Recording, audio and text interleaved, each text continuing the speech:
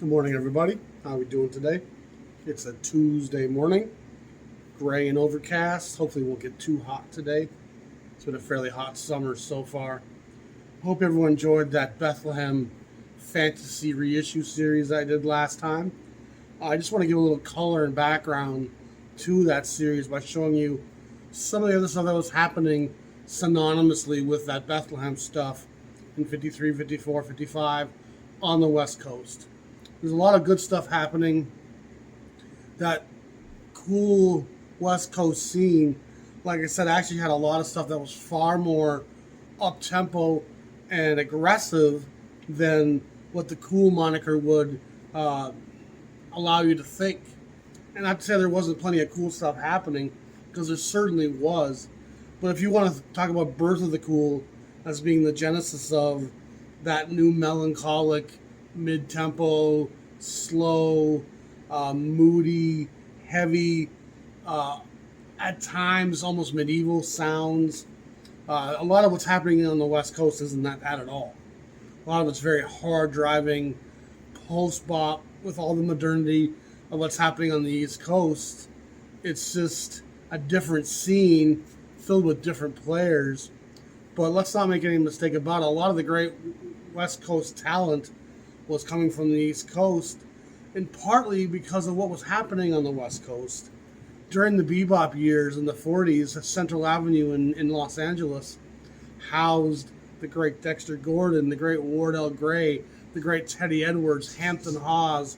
There was a lot of very progressive, very modern sounding things happening in Los Angeles.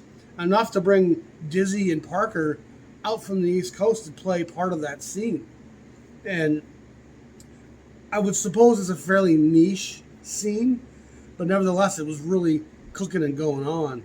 And there was a lot of things happening under the umbrellas of the big labels that was delivering a lot of really great jazz by a lot of great players who, as I've said before, these guys were winning the jazz polls, the Playboy polls. They were popular from the big bands of that era, and Bethlehem wasn't the only cat in that race. I feel like what Bethlehem was doing was as unbridled and unfettered as anything else happening on that West Coast, but there was a lot of great things happening. So just for cross-reference sake and just for information so you see what else is going on, I'm going to show you some of the other great stuff happening in Los Angeles on the West Coast in the early to mid-50s. First, I want to talk to you about a strange anomaly. I received a few records in the mail today. They were part of an order from Philadelphia Records, one of my favorite buyers on Discogs, favorite sellers. And boy, they just have a great selection of stuff. They've always been great with me. They have great pricing. It's more of a clearance warehouse environment, so they're not fetching top price for very many things. They want to move a lot of it through. And so, especially when you're looking for kind of catalog filler stuff that fills in a lot of the labels' discographies, so you get to know the breadth of what a label was doing. A place like Philadelphia Music is a great place to go. They just have Philadelphia Sounds with so many great records, thousands upon thousands. I think it's usually around 100,000 records in their warehouse at any given time. So it's a fun place to shop for jazz. And the East Coast, of course, is the warehouse that stores so much of that era, because we had just begun to expand into the western parts of the country. And a lot of people don't take their records when they move. It's not to say you can't find stuff on the West Coast. You certainly can, especially in the greater Los Angeles area. But the amount of jazz records I've bought from Albuquerque or from Denver, I mean, Phoenix, once in a while you'll find something. But if you're talking 50s and 60s jazz, those cities were so all in their nucleic stages of being large cities that they've become today. Vegas doesn't have a whole catalog of back jazz from that era. There wasn't the people there to do it.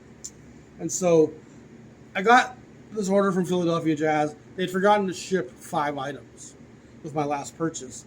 So I just got those 5 forgotten items yesterday, opened them up this morning, and I noticed something I probably wouldn't have noticed had these come with the other 25 records I bought. Just getting these 5 alone and kind of looking at them and going through them, I noticed a strange coincidence. And I don't know what the numbers say, what the chances of this happening would be numerically. But I know that Capitol Records has thousands of titles, and Columbia has thousands of titles. And I received a Paul Smith piano jazz record, and he was famous from playing with Ella Fitzgerald. He was a great backer of a lot of the singers in the 50s, the 40s. That's kind of what his niche was being a backer to singers. He has some sessions for Savoy that are worth finding. He's got quite a few records for Capitol. He's a nice player.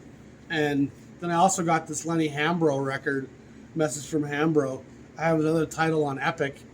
He also has some Savoy sides as well on 10-inch from the 78 era. Lenny's a great player. I think he's an alto player if I remember. So what's the strange coincidence here, you guys? Well, this happens to be Columbia number 757. And this happens to be Capitol number 757. That's kind of astounding to receive 757 from the two biggest labels in the world at that time, I would guess, in the same purchase. And it's nothing magical or, we're not going to send letters to Congress about it or nothing. But I thought it was a strange coincidence. I had to do a double take when I was writing down those numbers going 757. Wait a second, wasn't that? And I was like, wow, that's kind of crazy. And again, they both have thousands of titles. So what are the chances of these two records showing up in the same purchase with the exact same sequence number? It's mind-boggling to say the least. Again, it's just a weird anomaly. Doesn't have a lot of meaning, but I thought it was of interest. I also got this cool piece, another great Dizzy Gillespie cover. This is on Allegro Elite label, and this artwork leaves something to be desired here. They pretty much just repeat the cover on the back. I do love the graphic. I just wish it had a back with some liner notes and some ideas of who the sessions were. But again, mono written in big letters. But it's a cool piece, and I'm glad I got that. I also got this cool Dave Powell record. And we're going to talk about Dave Powell some here in this episode. So I figured I'd show you this RCA. Powell does a lot of work on the West Coast. He largely works with this octet. And it's fairly modern stuff, what he's doing. Not really cool, but at times it is. It's also not really cool, Bob. It's more arranged and about what's the word I'm looking for? It's about the writing. It's about the sounds and the group ensemble. And I like him a lot. He's a great player. He has a couple of really good records for Atlantic as well in 55, 56, early in the 1200 sequence. Dave Powell's kind of a forgotten guy in today's jazz lexicon, but he's definitely a great compositionally driven player of that era. Diving in, I'm going to show you some interesting stuff. This is, of course, the Los Angeles part of my shelving, the West Coast Jazz. Why the background's so fuzzy, I couldn't figure it out. This phone's fucked as far as I'm concerned. I like it, but man, I can't figure out why it's inverting images and why it's making my background. I tried all the different settings I could figure out. I'm not the most technically proficient person in the world. My excuse is I'm almost 50, but it's no excuse. I should be able to figure some of this stuff out, but I spent 10 minutes trying to make the background not fuzzy, and I couldn't do it. We're going to talk about mostly stuff from the 10-inch era, 53, 54, 55 on the West Coast. And we're not going to dig super deep just for time's sake, but we're just going to show you some other fun things that are happening. The Tampa label is a fun label out of LA, and part of what Tampa does is buy some other small labels. And they're constantly putting other labels' material into their own catalog, and eventually they sold themselves as well to Interscope, is it? And that's the same label that buys up Mode and reissues all the Mode and Tampa stuff with different covers. And so you can end up buying a lot of these West Coast records in 2 or 3 different versions and not know you're doing so. But that Interlude, it's what the Interlude label has, the Mode and the Tampa stuff and other things as well. But if you have the Tampa and the Mode stuff, I don't think you need anything from Interlude. I don't think I have anything from Interlude. I've always bought in the older versions and not bought the Interlude versions, even though I like some of the Interlude covers. The Art Pepper one with all the peppers on, I think that's a pretty cool cover. But this is, again, Tampa, and they bought out the Dig label. They bought out the Skylark label. They bought out, let's see what I'm thinking of. Numerous, like at least 3 or 4 different labels they bought out. This was originally on Skylark, and that's how Tampa got a hold of this. This is a 10-inch of Shorty Rogers, and it's basically playing with the Howard Rumsey Lighthouse All-Stars. And how Rumsey doesn't get this under his name, I'm not certain. But you got Milt Bernhardt, Frank Patchen, Howard Rumsey, Vivian Gary singing, Jimmy Joffrey, and Shelly Mann, along with the great Shorty Rogers. So that's a pretty cool little 10-inch. And that Tampa reissues as a 10-inch, which is interesting in some ways because by the time this T12 was released by Tampa, they've already issued a number of full-length LPs before this. So they revert back to the 10-inch era and reissue some of this, whether it was just an amount of inventory they had still sitting around or it was just the length of the recording made it more sense to be on 10-inch. Either way, this is how Tampa reissued it. And I think there are LP versions of this out there, but a cool piece all the same. Next, I want to talk to you about a series I've talked to you a couple times before, but I think they're just really, this is also very important. Jimmy Joffrey, his early work at Capitol is groundbreaking, ahead of the curve, modernity, avant-garde, dissonant, modally, chordally, melodically, harmonically challenging. Like he's always dangling himself off the precipice, looking for new sounds. And his Tangents in Jazz, which follows this up on Capitol in '55, that's a really, really great album. But we're going to look at something else Capitol was doing, was the Stan Kenton Presents records. And I know me and Scott Baldwin have talked about these records quite a lot. And I can't believe I'm getting such a blurry image here. But Bill Holman, a fantastic tenor player who very modern. He's a big composer. He does a lot of arranging.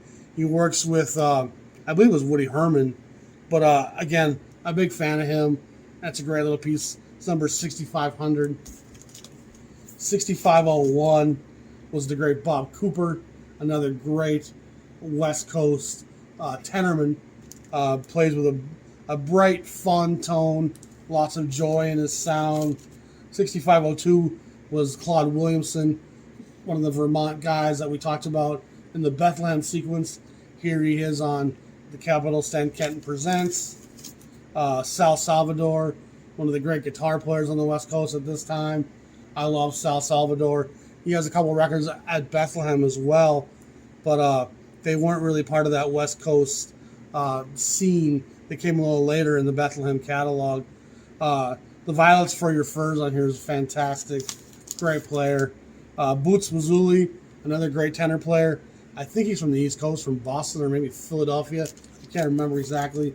6504. Oh, sorry, 6506. They omit a few numbers here. 6507 is the guy Frank Rosalino, and what a great player Frank was.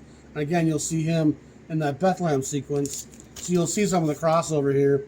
And so these 10 inches are a fantastic way to dive into a lot of great West Coast for a lesser price point. These are all, I was going to say these should be reissued, but when I looked on Discogs, most of these have 30, 40, 50 copies out there used because Capitol's distribution was so big. And the search and demand for these West Coast white players today is so minimal that there's so much of the stuff sitting out there. You could probably find all of these for $30 combined. A lot of them are $2, $3, $4 out there. But they're great records and they really swing hard. These guys really know how to play. And they're a lot cheaper than the Bethlehem counterparts. So as the LP era dawns, they continue that Stan Kenton Presents series. Here's another Frank Rosalino, Frankly Speaking, 6509. And 6510 was the Boston Blow Up with Serge Chaloff. That's a great record. Probably one of the most expensive records to find in this series. What's New was fantastic on there. Keys West, by Claude Williamson on Capitol. Great stuff. And then Shifting Winds 6513, Bob Cooper. And again, they skip a few numbers in the series, and I'm not really sure why they chose to do that.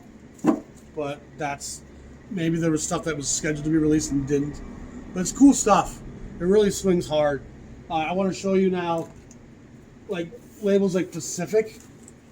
We're doing some fantastic things. Again, there's Clifford Brown. And remember, it's important to recognize he's on that West Coast scene. Bud Shank is happening on the West Coast. This is Jerry Mulligan and Lee Konitz on Pacific Records. Chet Baker was happening. It's Russ Freeman, the great piano player with a bad drug habit. Jerry Mulligan. One of the most underappreciated guys in jazz today is Jerry Mulligan. Lee Konitz and Jerry Mulligan again. Jerry Mulligan Quartet. I believe that's P1 right there. So, again, Kitty White, a great little singer. I think she plays the harp at times, too, if I remember. And there's another. These were on Pacifica, these last two. Pacifica was a small side label of Pacific Records. But it's great stuff. Contemporary is happening. I don't have a lot of contemporary 10 inches. They're actually kind of more expensive than most of these other ones. I have most of the contemporary 10-inch work on LP, and I don't like to spend big bucks on the music I already have just to have the alternate 10-inch cover. But again, contemporary is again a real part of this sound and this scene, the West Coast modernity.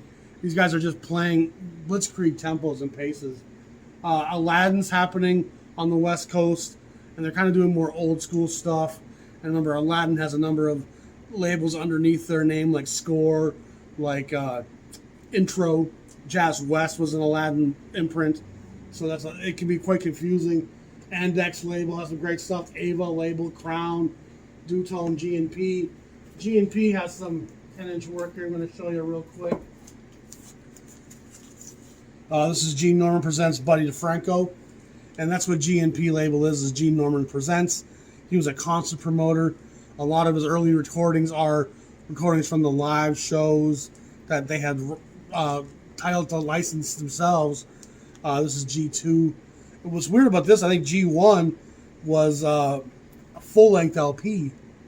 And so the LP is out there in 53, 54. It's just not being done widely by the small labels yet. But like Columbia and RCA do their first LPs in the early 50s. And so Gene Norman does their first album. It's a Jerry Mulligan record. And it's only available, I think, or maybe it's Charlie Ventura. But it's only available as an LP from what I can tell. If there was a 10-inch version of it there, I've never been able to find it. But that's Buddy DeFranco, number 2. Number 3 is more Jerry Mulligan stuff. Again, Gene Norman Presents, cool cover.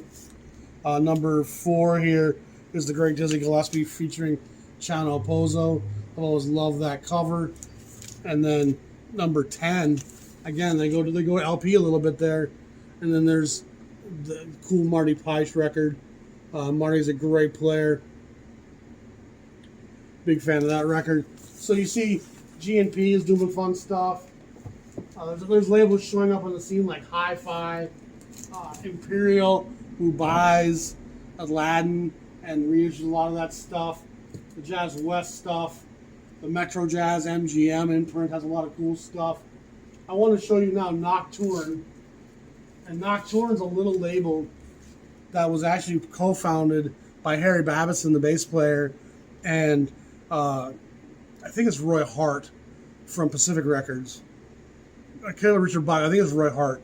And the two of them found Nocturne, and Nocturne's a really cool little label. At least not in order. Doesn't look like they are. But this is Harry Babison Quintet, and that cover's going to be really hard to see. It's hard to see, period. That's Nocturne number 3. Again, a great little 10-inch. Nocturne number 2, Bud Shank and Shorty Rogers.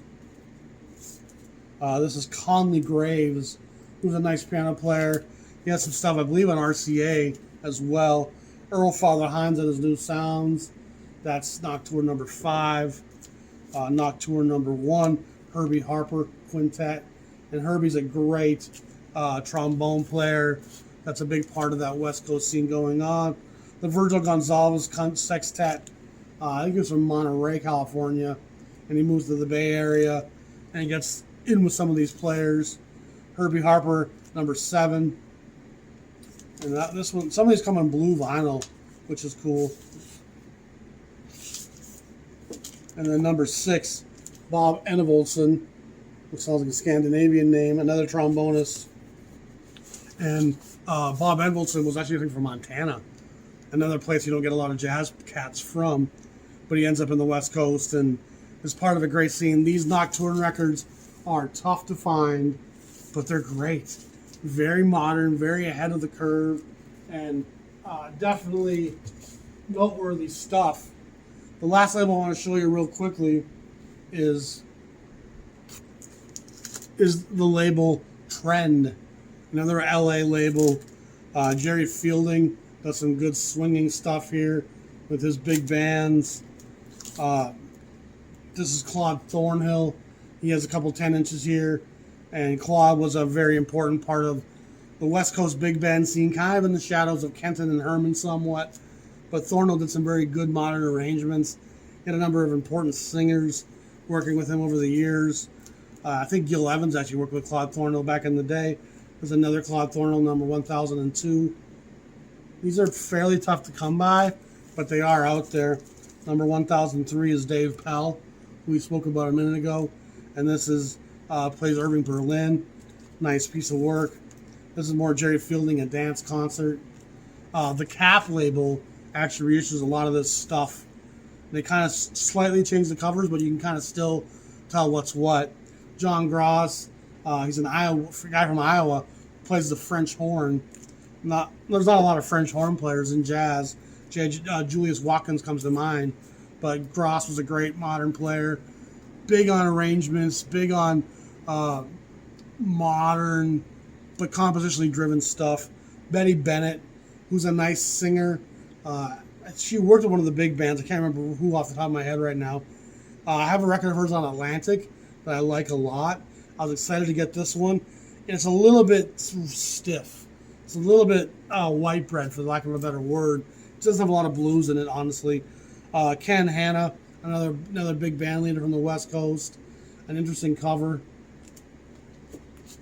And then we have Lucianne Polk, who's a great little singer. This is with Dave Powell backing her. It's a beautiful purple jacket. Not a color you see a ton.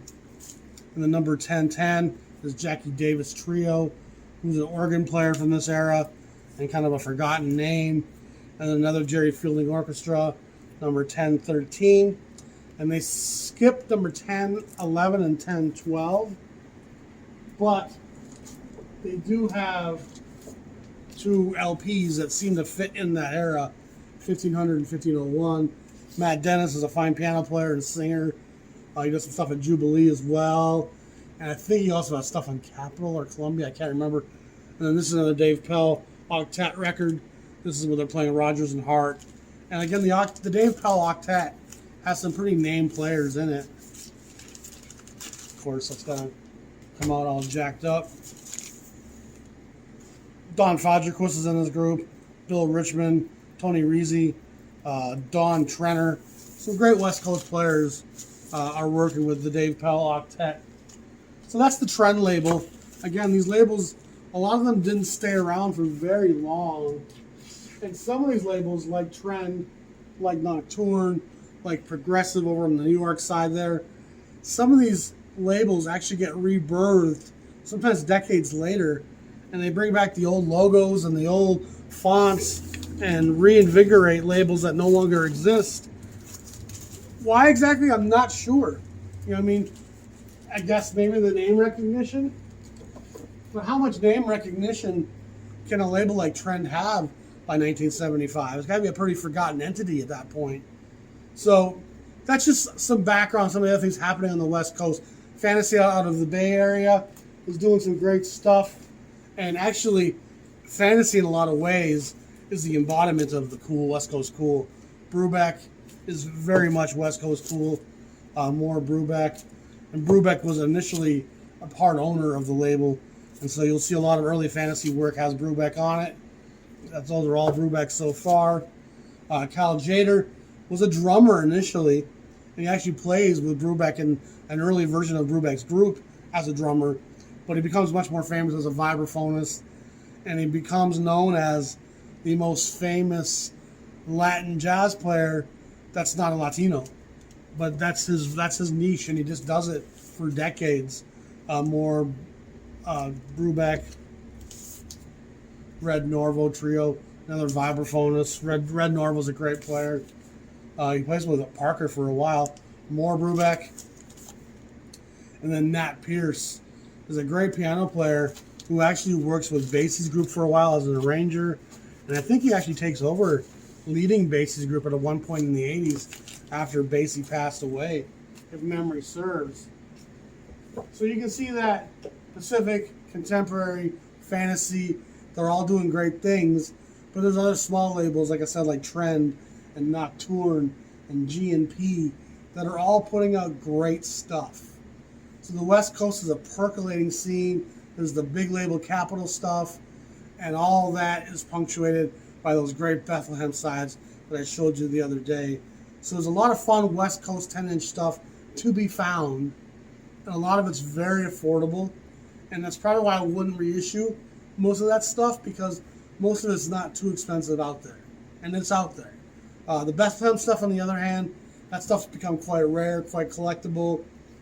Not Blue Note collectible, but you'll still see old Bethlehem 10 inches go for good money. It's not uncommon to see them for 80, 100, 200 bucks.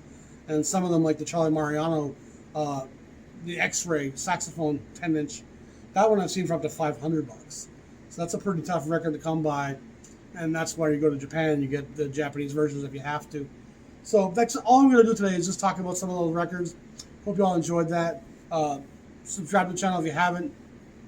We got lots of great content coming down the road. We're going to continue that reissue series. I just wanted to kind of give you some filler as to what else is happening on the West Coast at that time, so you know where Bethlehem kind of fits in that whole niche. And it's a great time on the West Coast. And to limit it all to this being cool, and you kind of are doing a disservice to a lot of it. And I think a lot of the modern collectors today are ignoring it. And there's really a lot of great stuff to listen to that comes from out there. And so I hope you all enjoy that. Y'all be safe. Have a great day. We'll talk to you all soon. Peace.